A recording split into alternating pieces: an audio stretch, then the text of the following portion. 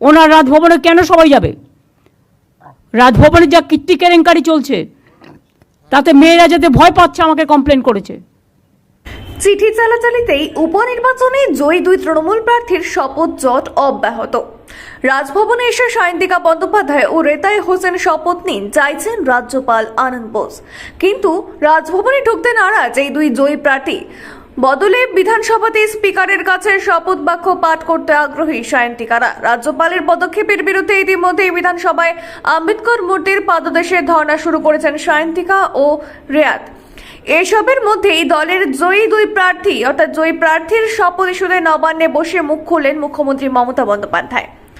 নবান্ন সভাঘরে বৃহস্পতিবার বৈঠক করেন মুখ্যমন্ত্রী। সেই বৈঠকেই এক ফাঁকে মমতা বন্দ্যোপাধ্যায় বলেন, আমাদের দুই বিধায়ক জেতার পর 1 মাস ধরে বসে আছে, শপথ নিতে পারছে না, রাজ্যপাল শপথ নিতে দিচ্ছেন না, মানুষ ওদের নির্বাচিত করেছেন, ওর কি অধিকার আছে শপথ নিতে না দেওয়ার?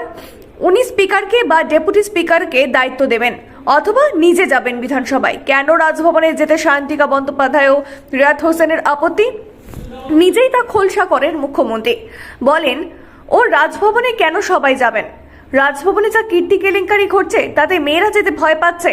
আমার কাছে অভিযোগ জানি। বুধবার দুপুর 2টা পর্যন্ত রাজভবনে অপেক্ষা করেছিলেন রাজ্যপাল সিভি আনন্দ বোস, পরে তিনি দিল্লি চলে যান। অন্যদিকে বুধবারের পর বৃহস্পতিবারও রাজভবনে শপথের জন্য না যেতে চেয়ে বিধানসভায় ধর্নায় বসেছেন সায়ন্তিকারা। এদিন সায়ন্তিকা বলেছেন, আমরা ওনার চেয়ারকে সম্মান করি, তাই এতদিন মুখ খুলিনি, কিন্তু আসল কারণ তো রাজভবনে কয়েক মাস আগে ঘটে চলা নক্কারজনক ঘটনা। আমরা পুরো ঘটনায় ভীত, তাই যেতে চাইছি না। রেতায় হোসেন জানিয়েছেন, এই ইস্যুতে রাষ্ট্রপতির দ্বারস্থ হওয়ার কথাও ভাবা হচ্ছে। আজকে জেতার পরেও 1 মাস ধরে আমার এমএলএরা বসে আছে, গভর্নর ওথ দিতে দিচ্ছে না। মানুষ সিলেক্ট করেছে, ওনার কি অধিকার আছে তাদের ওথ দিতে না দেওয়ার? উনি স্পিকারকে অথরাইজ করবেন, ডেপুটি স্পিকারকে অথরাইজ করবেন, না হলে নিজে অ্যাসেম্বলিতে যাবেন। ওনার রাজভবনে কেন সবাই যাবে? রাজভবনে যা কীর্তি কেলেঙ্কারি চলছে তাতে মেয়েরা যেতে ভয় পাচ্ছে আমাকে কমপ্লেন করেছে।